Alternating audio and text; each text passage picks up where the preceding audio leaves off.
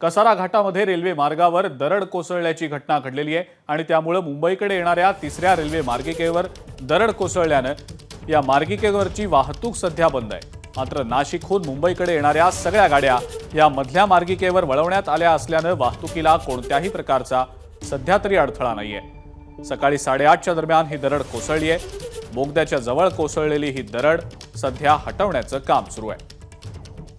अक्षय भाटकर आपले प्रतिनिधी या संदर्भातली अधिक माहिती आपल्याला देत आहेत। अक्षय, काय नेमकी माहिती?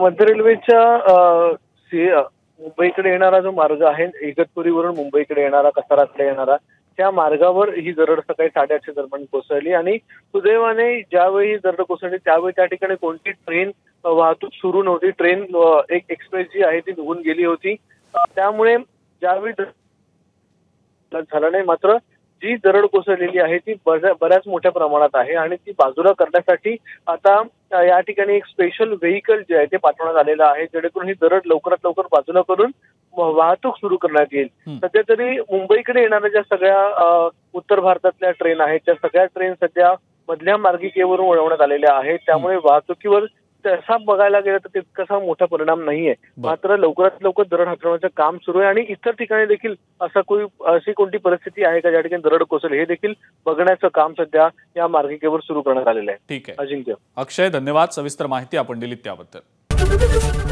एबीपी माझा, उघडा डोळे बघा नीट।